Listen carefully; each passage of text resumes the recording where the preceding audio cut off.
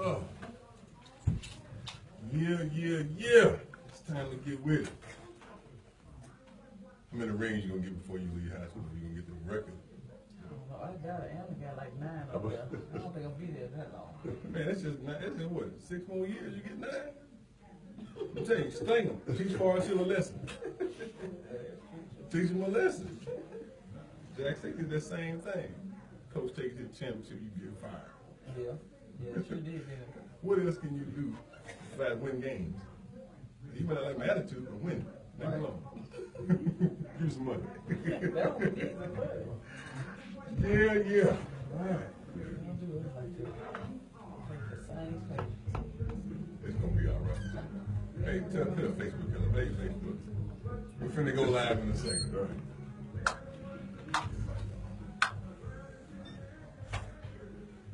Good evening, everyone. Welcome to the Reviving Mississippi Show. I'm your host, Dekeither Stamps. We got our co-host here, Mr. DeRay Fogg. How you doing, DeRay? I'm doing well. How about yourself? I'm doing well. How's the week treating you?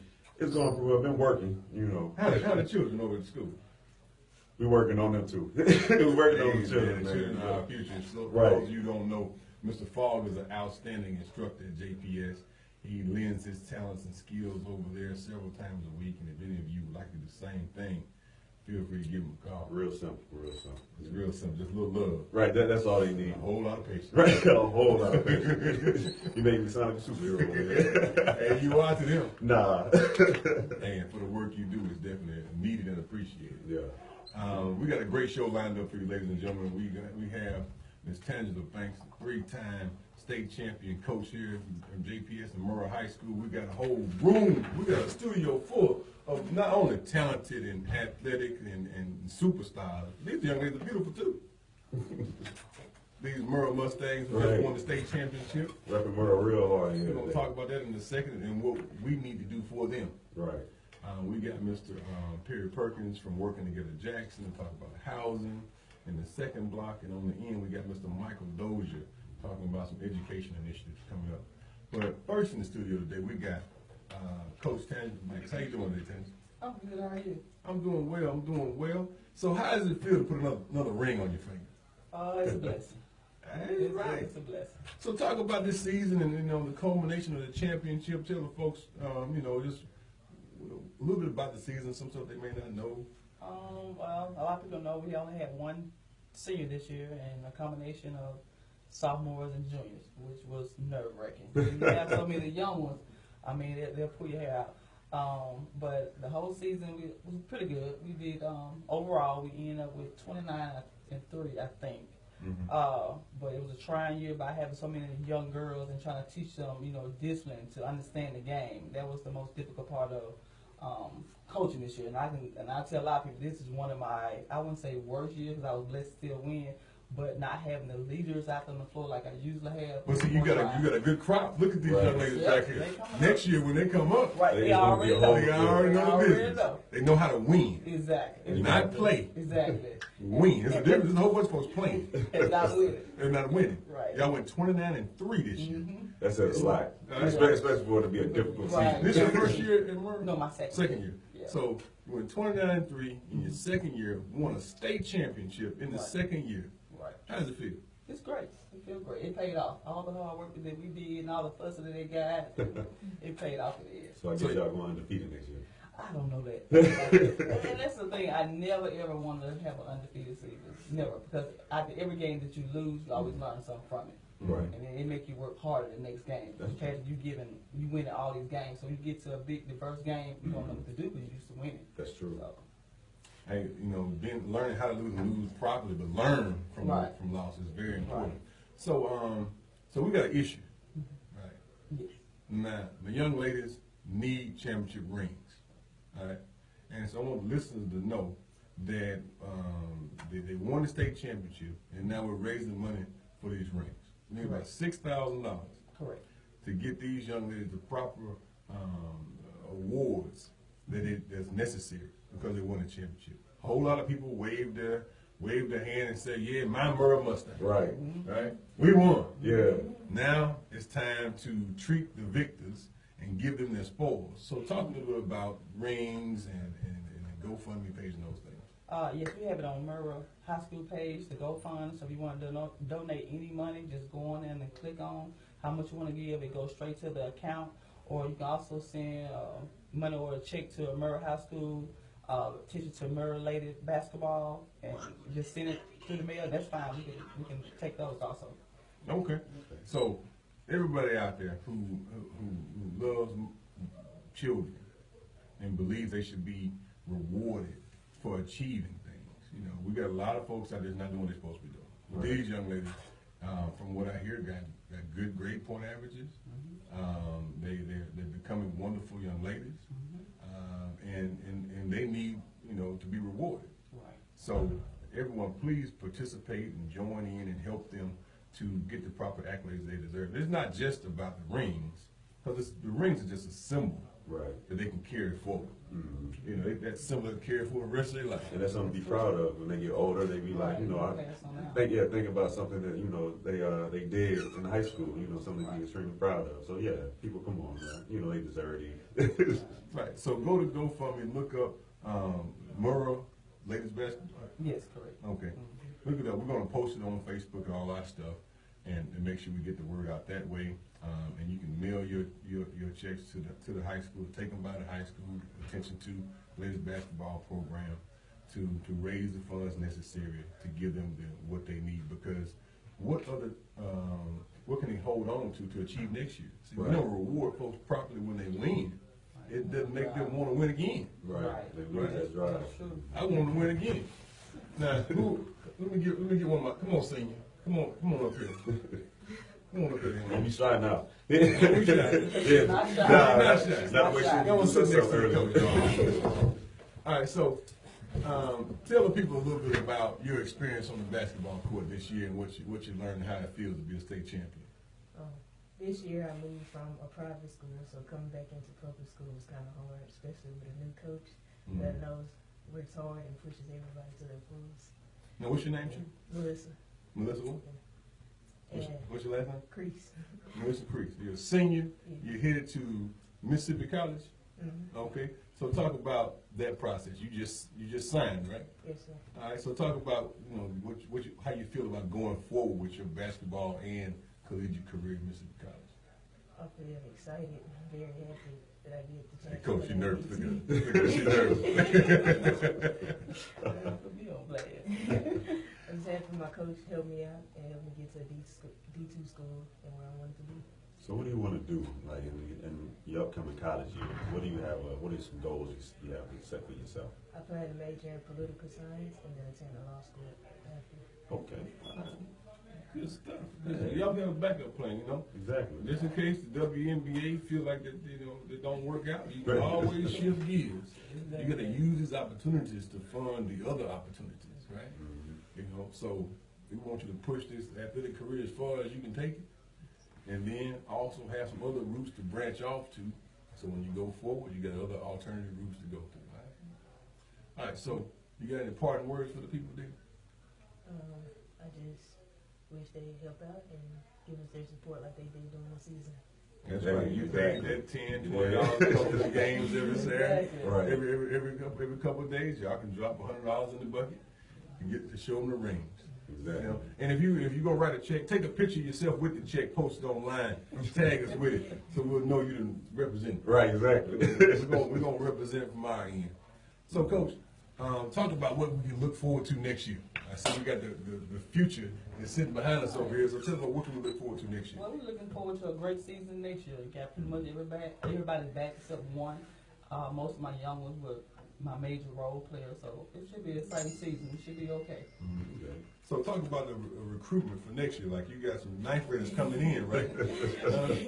Hey, we only want the best. Exactly. We don't want no scrubs. We have a good group from Bailey and Chastain coming over, my feeder pattern schools, and they said they was coming and they looking forward to working with us this summer also.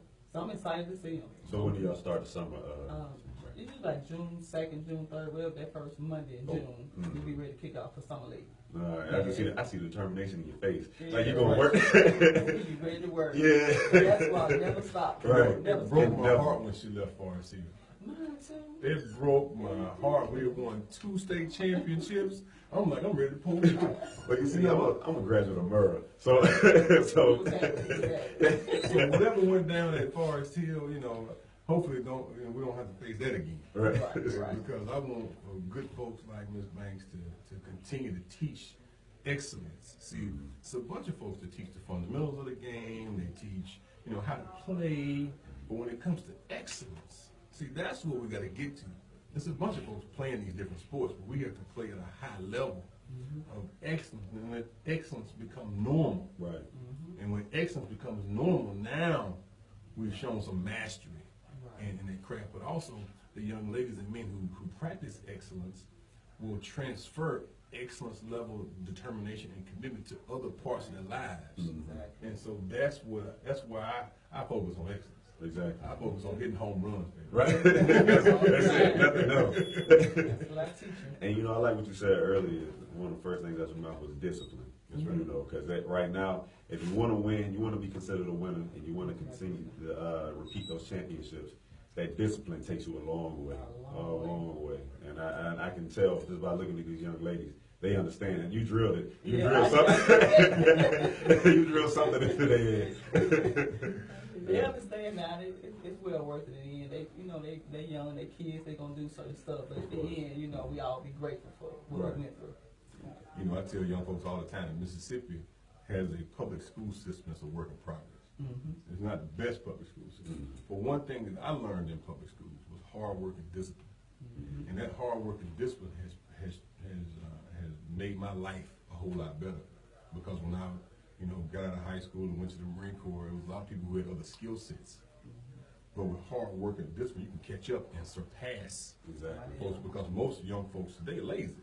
Oh yeah. But if you know how to work hard and you're disciplined, you can use that hard work and discipline to leapfrog ahead.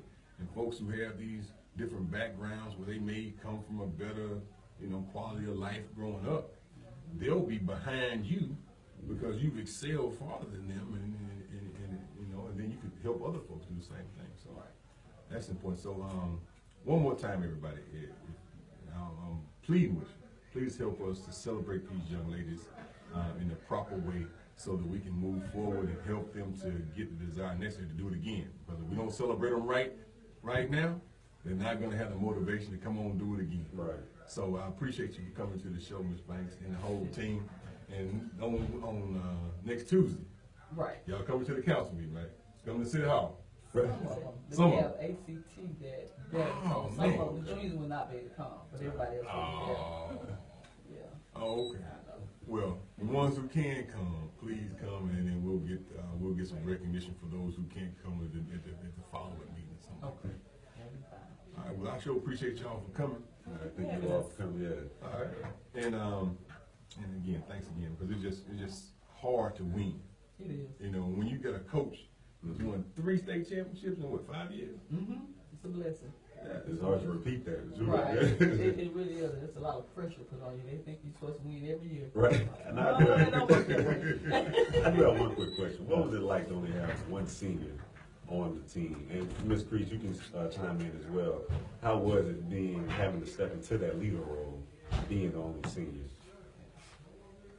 It was an adjustment for her. Oh, yeah. Because she got all the heat from me. Because I'm used to, we had a different culture for us. So my seniors were my assistants. Really. Right. They was helping me. We go through everything and keep all the young ones in line.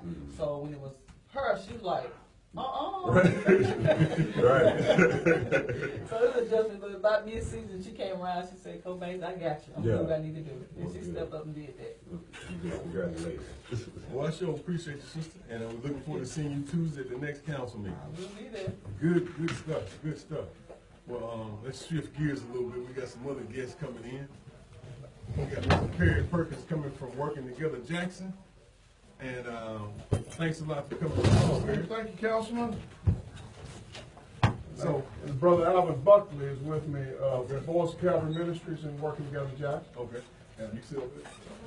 So I appreciate you, Ms. Perkins, and Working Together Jackson.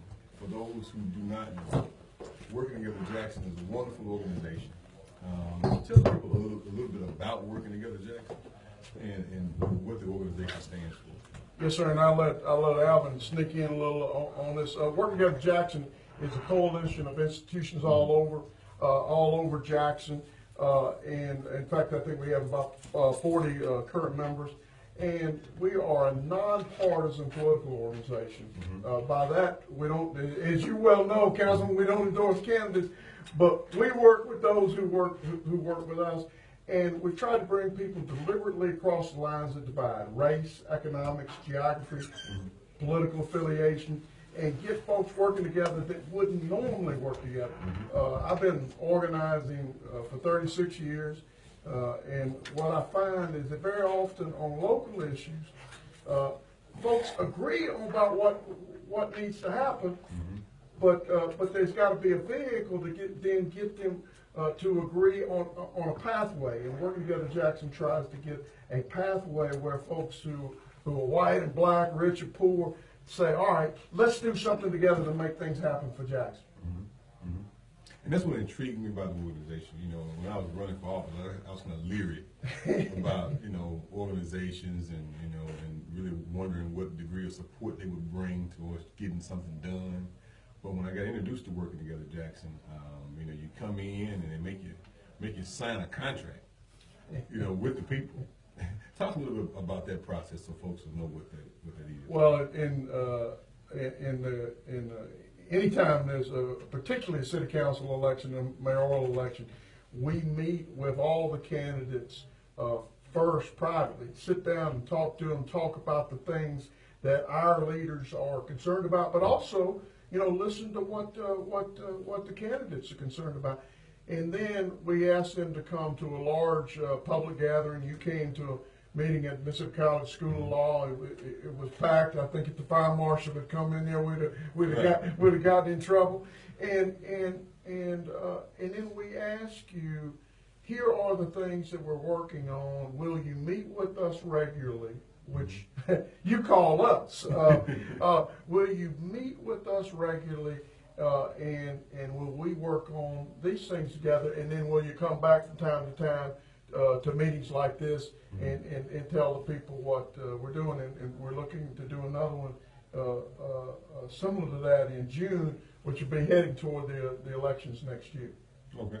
So talk a little bit about, we worked hard on several projects over the last 3 years, from 1% sales tax to housing trust fund and several other pieces of legislation that has led to economic development here in Jackson. The last project we worked on was the housing trust fund. We set the groundwork up to have the first in the state of what's called a housing trust fund. Tell the people a little bit about a housing trust fund and how it works and how the vehicle can be used here in Jackson. Well, housing trust fund is a local vehicle that it's a financing mechanism for affordable housing. And normally when cities set them up,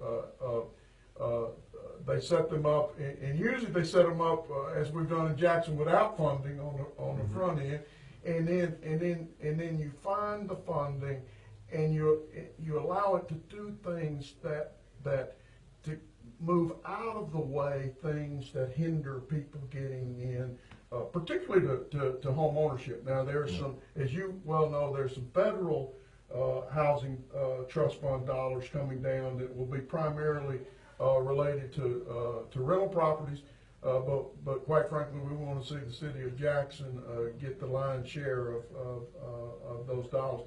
Up until y'all passed the ordinance and unanimously, if I remember right, until y'all passed that ordinance, Mississippi was one of 3 states in the country that did not have a housing trust fund.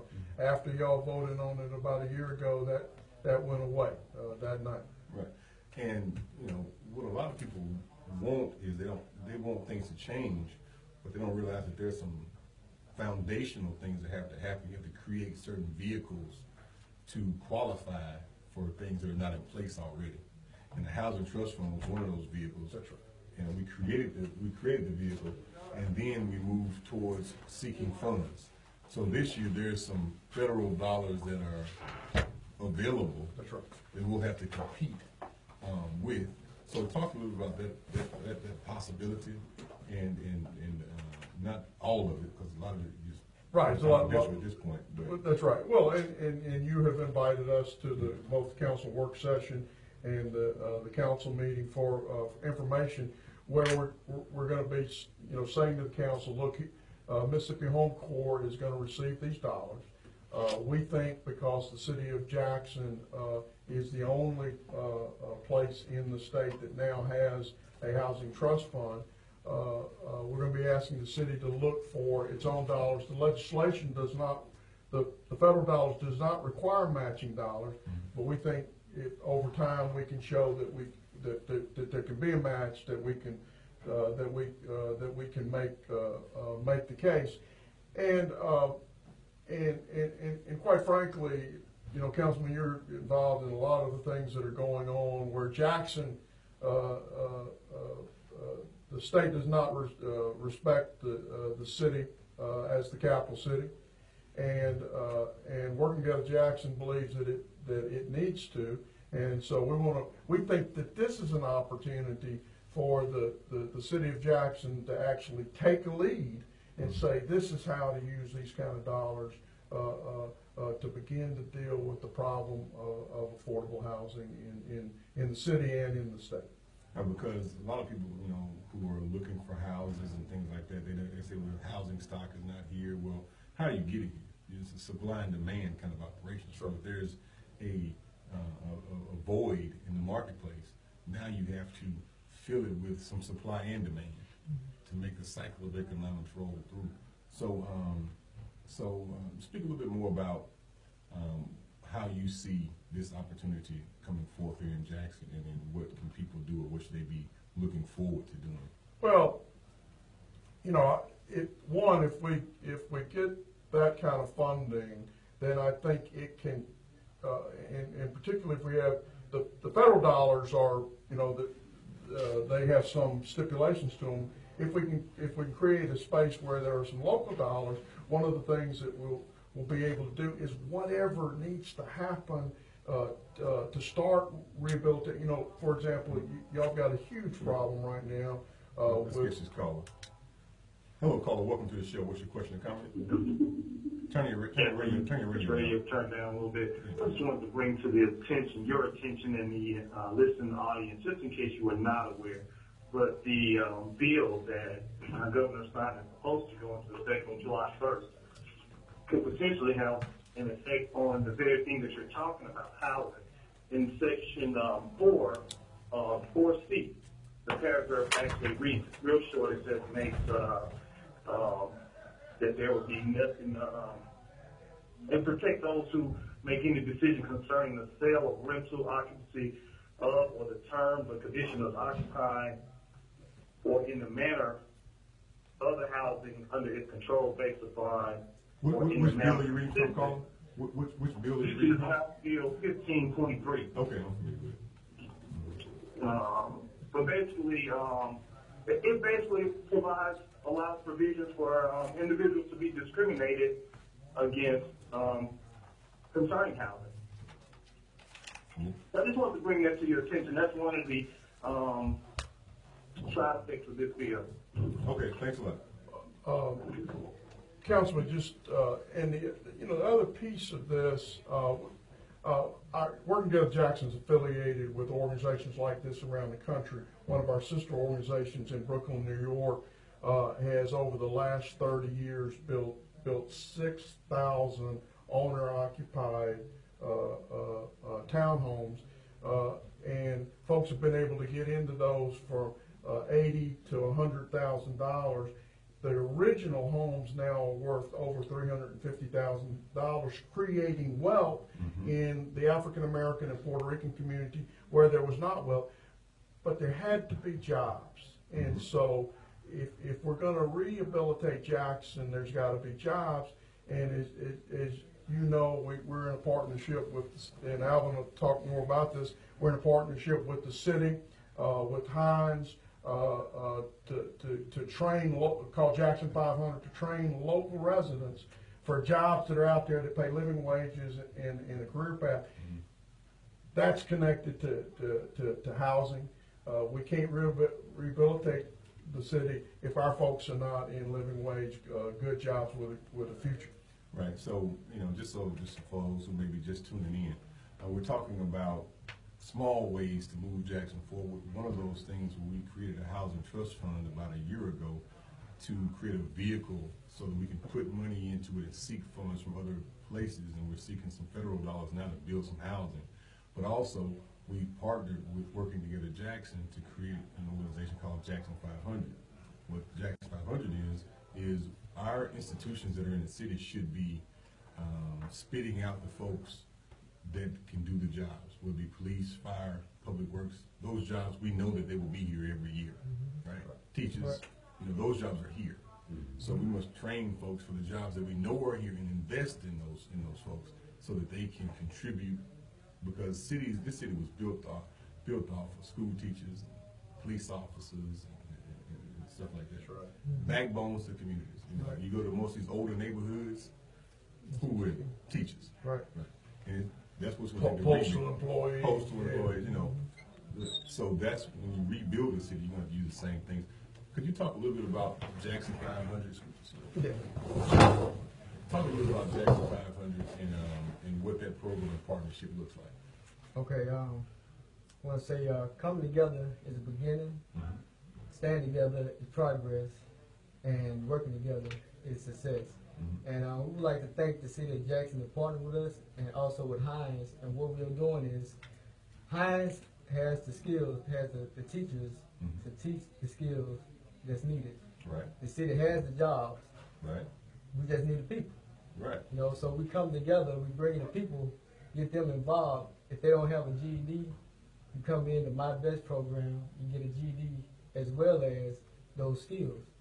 And those skills is lead to living wage jobs, not $7.95 or $7.50. We're talking about at least $12 and above. Something that can be sustained. That's right. Right. So if somebody wants to participate, get the skill set training, you got some contact information for them to call to be a part of Jackson 500 and with Hines? You can call me at 601-460-0797, and then we will put you in touch with the My Best program at Hines Community College. They are beginning another orientation for a new set of classes actually next week. And what's been exciting about this, Councilman, is that they have come up with the funding where students are not having to take out student loans. They're not even having to use their Pell Grants. Their individual. This is what we're doing. Yeah. It's not pie in the sky. This is happening. Right. This is happening in motion. So 67 students right now are in the program. We began with 16 students in October. The first 10 are to graduate at the end of this month. Employers are already falling all over and are interviewing. We had one young man got into a situation where he needed a job quick, a good paying job, and I won't go into all the details of that. We came to the city of Jackson and said, help us with this. By the end of the week, he had 3 job interviews, took a job at $12 an hour, signed a contract that says, if I'm still here in 6 months, I'm making $18 an hour. Well, this young man is raising 2 daughters by himself. He's got a chance now to really begin to put a life together for his family. Okay. So give that number one more time. 601-460-0797. That's Working Together Jackson, and then we can put you in touch with the various folks at Hines Community College that are our partners in this effort. And to go back to, like you said, with these classes, so they don't need any credentials. They can just apply. Tell them the story about the homeless guy. Well, actually, right now there are 5 students living in the dorm at Hines that were homeless, and there was one young man that was camping out in front of the Opportunity Center at Stupot Community Services in order to catch the van that we run to the Raymond campus. They have to go through a week process. They have 8:30 to 3:30, so they get tested out right there, and where there's a dropout, it's at that point. But if people make it through that week, if they score at levels that where they show that they can immediately do the community college level workforce stuff, they get an individual training camp. Last week we were in a situation where we had for the first time, a large number of students did not meet those requirements, and we said to Hines, well, we can't put them out on the street, and they said, we know that. Give us a chance to work on this. Well, I thought we'd hear back from them, in a day or so. 45 minutes later, they said they will be in tutorial in the computer lab in the morning, and then we have an instructor in the afternoon that's going to give one-on-one work with them. We've already proven that folks that score on a third grade level can be scoring within 8 weeks at the level where they need to finish the workforce training. Okay. And how long again is this program? Well, it goes in 8-week cohorts, so every 8 weeks a new class comes in. At the end of the first 8 weeks, you have some certifications where you can go out and get a job. The recommendation is usually that they stay at least 2 and sometimes 3. So the first group of graduates will have been in a 24-week period of time, but they will have gone from either unemployment or minimum wage jobs or just barely above minimum wage jobs to jobs that are beginning to pay the kind of salaries that you can support yourself and family. Okay. So, I know it sounds like a really basic premise, right? Right. That's right. Start where you are, use what you got, and move forward. That's it. As you try to get other things, but first and foremost, maximize the resources that you have. And this is basically what we started doing a couple years ago, and we're moving forward now. It didn't happen overnight, but I do appreciate Hines Community College for chipping in. They've even reached out to some private donors to pay for folks' college, because they want they don't want the students to use their Pell Grants and things like that in the beginning. They want them to use that later on down the road once they get their feet up under them. But reaching out to folks where they are, training them for the jobs that do exist, and then once they get into other job opportunities, then they could advance from there. Once you pick a man or woman up, dust them off, and get them to going, they could use that to move on somewhere else, and then that job will open up again in 2 or 3 years, and you can help somebody else, and they can roll over, because we need people at all different levels of go ahead. Councilor, just 2 quick things. One of the reasons this works is there's backup support. So, for example, there was one young man that was being late for classes, and so Hines called the organization that's member of Working Together Jackson that had sponsored him, and by the time he got home that day, he'd had 5 phone calls. He wasn't late the next day. In fact, he was 30 minutes ahead of time. The other thing that we're going to be creating is a Jackson 500 Workers Association, where the folks that are in training are bonding with each other, but the folks that are out on the job can then be supporting and encouraging other people, and we build that in along the way. I'm a firm believer that Mississippi has been using 3 pillars of oppression since its creation to keep people in some type of bondage. Yes. One of them is lack of access to quality education. One is access to citizenship, like the right to vote and those types of things. but also the last one is the right to negotiate your labor for pay. You know, and I'll say again, Mississippi is still a slave state because the policies and procedures still dictate that activity, and they still perpetuate that philosophy through institutional racism and oppression, and not just black folks. They just abolished slavery and then enslaved everybody. Poor white folks, black folks, everybody, right?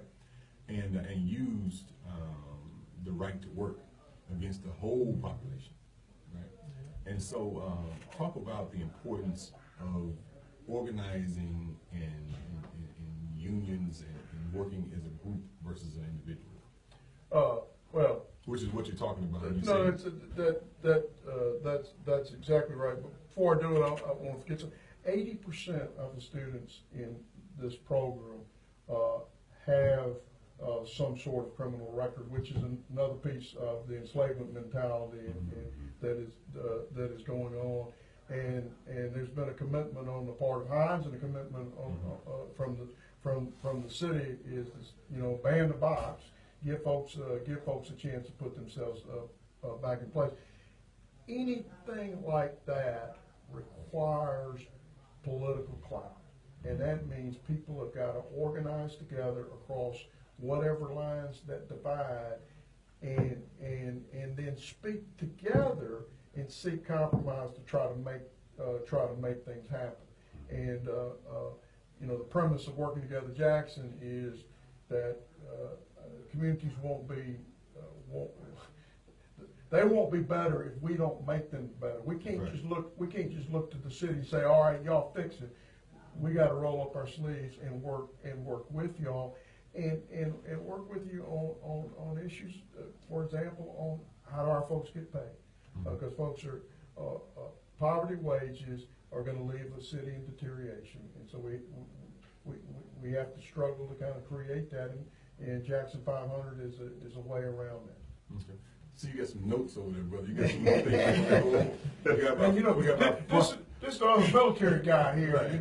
We got about 5 more minutes in this segment. So tell us, folks, what else you have to say to us. Yeah, this is just some of the courses that's in the My Best program, some of the career paths that they can take. You got manufacturing, heavy equipment operating, construction, machine maintenance, welding. So all of those, as we know, is high-paying jobs, and they can come in with a GED. Like I said, start off with a GED. If you don't have a GED, they'll help you get it. Then go to that coursework. You get out, and you have plenty of opportunity out there. I was approached by Ingalls Shipyard. That's right. They need 60 welders today. Right. Now tell them what the starting pay for a welder is. With Ingalls, that's close to about $20, going up to $30 an hour. Yeah, they're like $22.50. Right. Starting off. So first, brothers, you gotta get these skilled trades. Everybody, doctors and lawyers are great, but skilled trades run the nation. I've never seen a broke plumber. You ever seen a broke plumber? No, sir. I've never seen a broke plumber. I've never seen a broke electrician. Right. Never. They drive around in big F-350s and their wives drive Lexuses just like the doctors' wives. Right. But they own their profession, right? And you hone that profession, you can build a good lifestyle. So I know a lot of folks tell folks to go be a doctor or lawyer. I say that our skilled trade force in this country is getting older. And somebody has to fill those shoes. Somebody has to make that money, if you want to make it plain. And nobody better than you. So give the number one more time, Perry, they can call. It's 601-460-0797. And also, we have, there are medical billing, IT, which, this is the medical center of this part of the world, and they are good paying jobs that aren't doctors. Right. That's right. That's right. So we definitely need folks to chime in. We definitely need folks to participate in these things. We have a lot of different programs out there. We don't steer folks to them, push them towards these things. That's why I want to open up a little opportunity for y'all to come and not only share with the people what we're doing, but also the opportunities that are the fruits of what we're doing. And workforce and housing are two big pieces to rebuilding the Jackson economy. and I do appreciate y'all for playing a vital role in that. You any parting words you want to say? Well, just Councilman, we thank you for your service to this community, the way you always roll up your sleeve and go out and get things done. And we look forward to seeing you and the other council members and the mayor at the work session, the council session. Okay. Now, I do want to tell you one more thing. We actually called a planning meeting so we can talk specifically about this. If you're able to come Monday at 1 o'clock. Oh, we'll make it happen. We adjusted just a little bit. Okay, good. So you won't be in the mix with all the other agenda items. So both the Housing Trust Fund and the Jackson 500. Right. We have a planning meeting scheduled for Monday at 1 o'clock. And now you won't just be rushed through. So, Councilman, you made my point. We love working with you. Hey, the things that are important to me, I like to call a special window of time. Amen. And get folks focused. Okay, we're here at 1 o'clock. Let's dig into this housing trust fund and discuss these things, what we need to do so we can push for some action. So I do appreciate y'all. See y'all on Monday at 1 o'clock. All right, thank you. Thank you. Hey, leave your contact information with Mac. Okay, yes, sir. Appreciate it. Ladies and gentlemen, that's just one more step of what we got going on. And as always, we continue to work hard for you. I got a phone call yesterday from a brother I haven't seen in a while. And he said, Dekeither, I need some of your time. I said, what's going on, Mike? I ain't talked to you in a year and a half. He said, brother, I got something that that I need to talk to you about that could actually add some benefit to some folks. But Michael, welcome to the show. Thank you, Councilman Stamps. I really appreciate it. It's a pleasure being here today, and thank you for the time. Okay.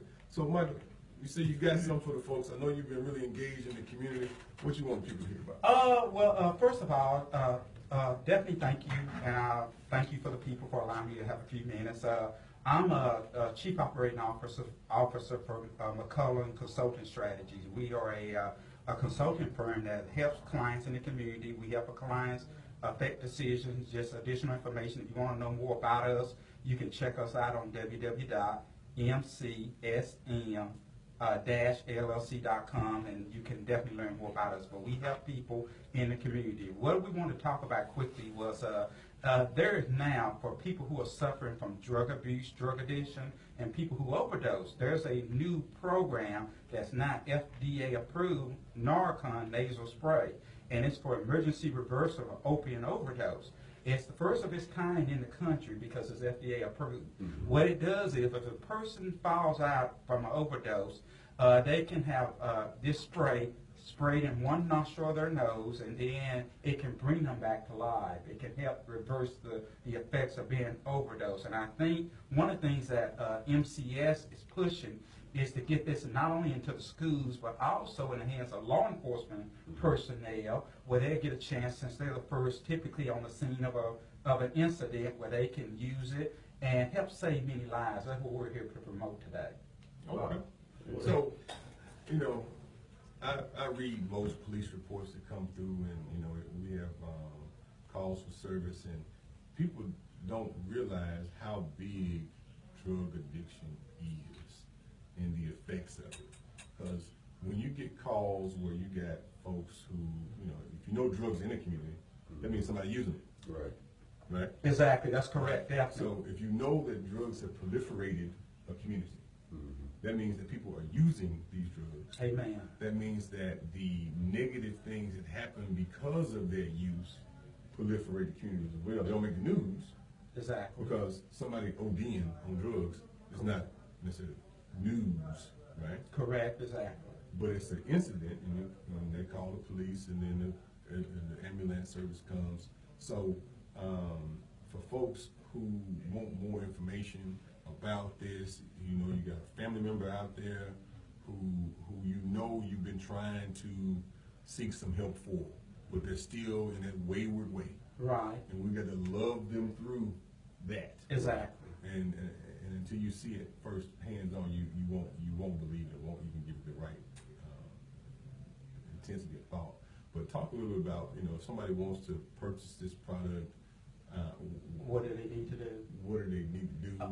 or do they need to come to the doctor? I mean, but there's some things out there. I was gonna let folks know. Just give them the number and Okay. they can call you if they're interested. Yes, they can call. I'm gonna give you the number for Narcan. It's 844 4, and it's Narcan, Narcan. I'll repeat it again. 844 4 Narcan.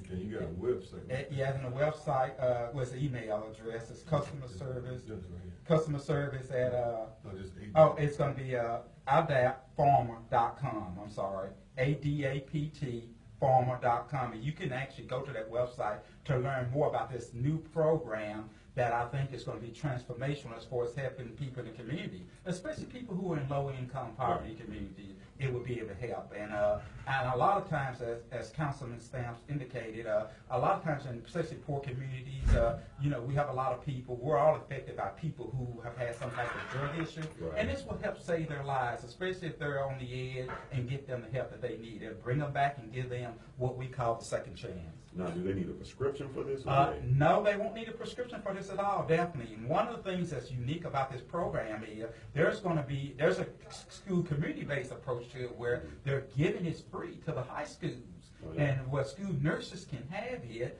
and the school nurses can help if there's any issues concerning overdose or anything related to opium use or anything, this could help save those students' lives. So now there'll be a fee outside of the school, but the fee is minimum compared to other things. This is the first of this kind of a nasal treatment to help people, save lives. So there's a small fee, if I'm not mistaken, it's $37.50 for that fee, and that's reasonably cheap compared to other alternative programs that have been out there. Okay. So I see you got a guest with you. Introduce your guest and welcome to the show, man. Introduce your guest. Thank you so much. My name is Michelle, and I'm here with Michael, going around to the local legislators to talk about initiatives with this program. Number one, the free high school program. So ADAPT is giving free Narcan kits to each high school in the United States, so that if there's a need in the high school, if somebody comes in, because unfortunately this is really affecting our youth, that the school nurse will be able to deal with it until EMS can get there. We're also reaching out to the Department of Health because of the public interest pricing, so that they can actually purchase this in bulk and be able to distribute this to the community, so it gets in the hands of folks that need it, especially parents. We've heard so many stories from parents of losing children, and if they could have this in their medicine cabinet, it's not a panacea, it's not treatment, but what it will do is give somebody a second chance so that they can get into treatment and get well. These things are, seconds count. Right. Absolutely. We get phone calls. City council is the lowest level of government, so we get a myriad of phone calls from, and not just people calling about potholes and ditches and drainage, but they really call me about child support and Social Security and even drug overdose.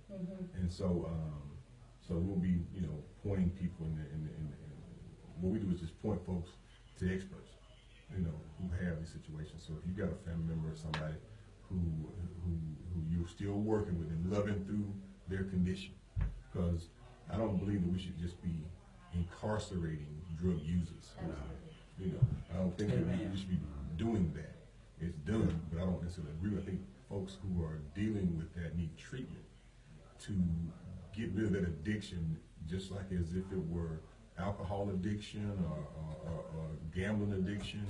It's an addiction that needs some medical intervention. And we just exercise the word rehabilitation. Right. The punishment model of drug abuse in this country has been an epic fail. We know that. Folks in Washington are talking about it. That's why the Obama administration has even come out with increase of $1.1 billion of funding for treatment in our communities, because we know the only way to build stronger communities is to help people and treat folks for addiction and not try to punish them and put them in jail. Now, is this in regular pharmacies, or is it Walgreens per se? Or? Yeah, so Walgreens and CVS are carrying the product, so you can get the product at Walgreens or at CVS. You do actually need a prescription right now in Mississippi from your doctor. Some states you do not, but Mississippi you do. That may be changing. We're hoping that's one of the things that we can change. Currently working with the Department of Health, Community Mental Health, like I said, so we can actually get this out there into the communities for those who can't get a prescription from a regular physician and pay for it at the pharmacy. Okay. Oh, well, thanks a lot, guys. I really appreciate you. We got Mr. Jason Clark and our superstar, Ms. Rosa McCoy, chomping at the bit. Come on up on here next. Come on, Ms. Rosa. Okay.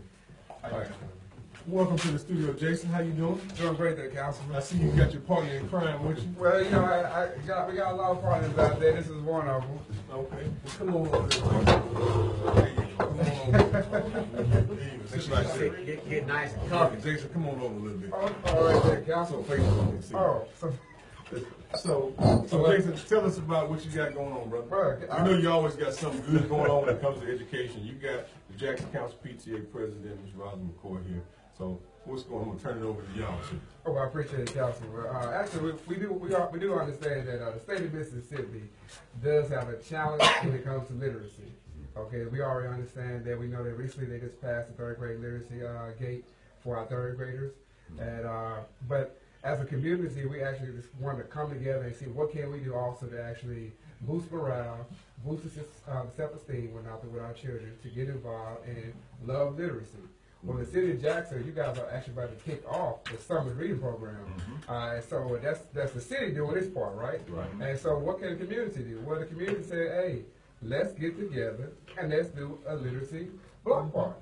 Right. Okay, then food, fun, animals. I believe Ms. Rollins, we have some fraternities coming out, and they're going to actually get involved doing voter registration.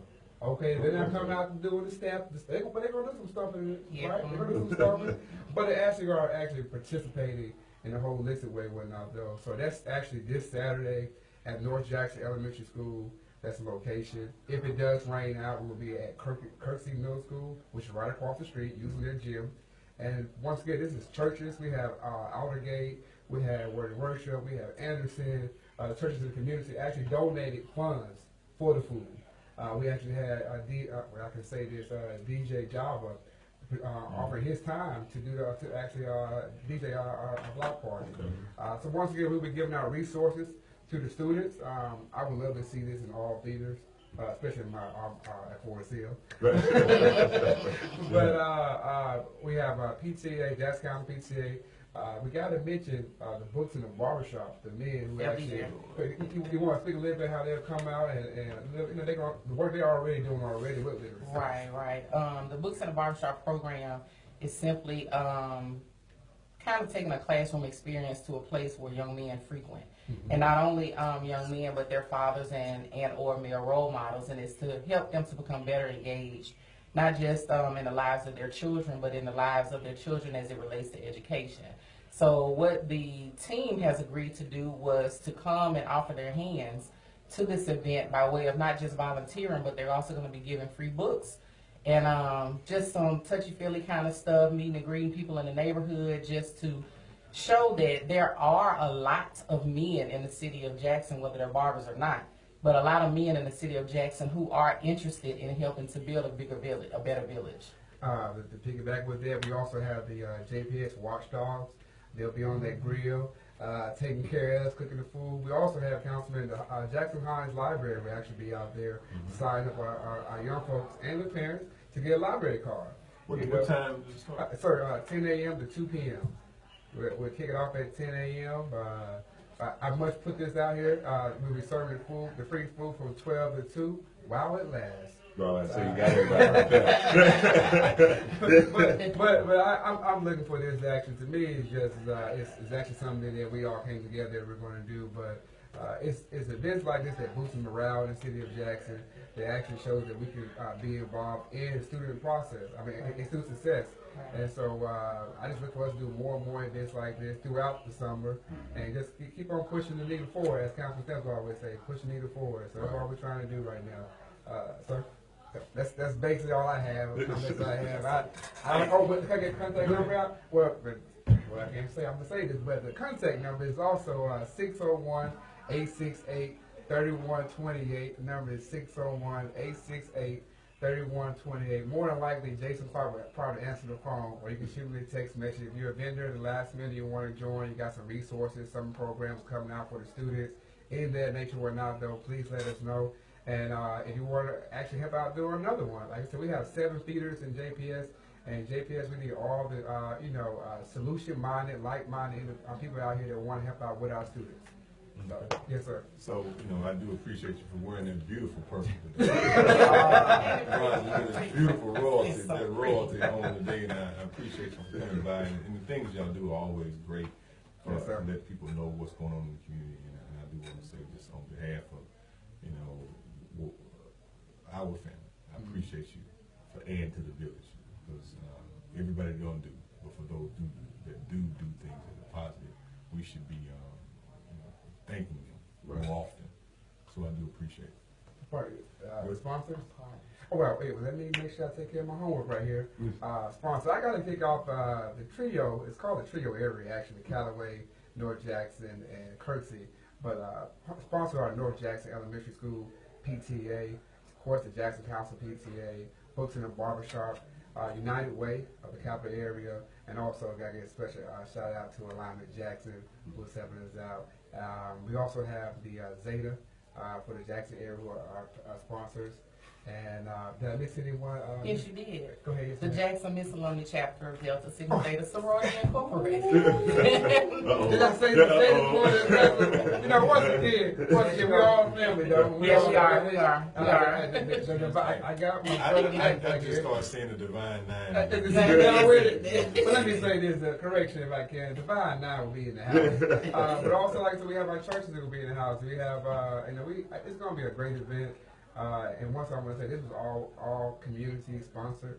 We just came together and actually somebody had an idea. We said, yeah, we like that idea. How can we make it happen? Right. And we're doing this, and I would like to say we can get more things like this through our 7 feeders, and just showing our children how education actually can be the tool for the future. Exactly. So that's all I say, sir. I appreciate it. Mac is chomping at the bit. He got some Oh, yeah, he announcements. does. He got some announcements he want to give out. You better to give out this weekend. All the stuff Mac got going on. Oh, man. Hey man, we got a lot of stuff to cover. Got a lot of stuff to cover. What's going Come on? on, Man, we got 3 minutes left to go on Mr. the D-Ray show. Fall, hey man, 3 of my favorite numbers. 3 of my favorite numbers. All right, before we get into the other stuff, we just got some information. A mother who lost her son just stopped by my house and is calling on us to help her organize and do a rally. So me and the councilman, we just got this text message. So that's something we're gonna work on. Letting everybody know that we are solution oriented. We are there to help heal our people, heal our kids especially. I'm asking every black man that's out there, if you don't have a child, regardless if you have one or not, make sure that you are involved in another young black man's life, either a young lady. Get involved, help out. Let's be an intervention before the streets call them. Let's get into it. Well, speaking of unity and getting into this. This weekend, the Phi Beta Sigma Fraternity Incorporated Southern Regional Company will be going on at the Marriott opening session, which is open to the public, to introduce you to Sigma or just to come and show unity and the diversity of the brothers coming from Georgia, Alabama, Florida, and the Bahamas, and also representing Mississippi. Our great city councilman right here, Dekeither Stamps, will be bringing greetings on behalf of the city of Jackson. We have other political and public officials that's there. Also just got word that Minister Ishmael, which is the right-hand man to Minister Farrakhan, will be in town due to Dr. Carthan bringing them to Tougaloo. And because of the relationship of NOI and Phi Beta Sigma working together around the 10-10-15 and the Million Man March, he will be attending the opening session. Okay. So, it's about unity. It's about us working together. It's about men that are ready to step up and unite, put aside whatever differences we have, because we have more in common than we do that are different, and working together to save our community. Okay. So, what other events you got going on, Mac? well, we have that. That was chomping at the bit. Oh, we got to hurry and get out of here. We got to hurry and get out of here. But that's what we have going on, and the rest of it is just fun events. So you can just follow us on Facebook and check that out. But we are trying to get over there to actually we've got the Black Family Summit coming up next week too. That's what Councilman Stamps will be speaking at. That also, and that will be at the East Center. The Black Family Summit is sponsored by the Social Work Department from Jackson State. So that's going to cover a lot of issues and a couple of things that are on the ballot, talking about ban the box, Also, what it talked about was about trades. You know, that's something that you always talk about going into that workforce. That's another thing that's going to be a topic, and also about voting. Does voting? Do our voice still count? Does our voice still matter? Right. So those things will be going on next week at the East Center, Tuesday and Wednesday. All right, now get out of here. And Touching the World Ministries is going to have a health fair at 10 o'clock. Pastor Tommy Bell is ready to go on Medgar Evers Boulevard on Saturday from 10 to 2. I want to see y'all out there with Touching the World Ministries, and as always, everyone, don't let anybody ever put you in a position when you don't love your own people, because when you hate your own people, you're part of the very oppression we're trying to lift ourselves out of. I love you, Jackson. I love you, Mississippi. We'll see you next year.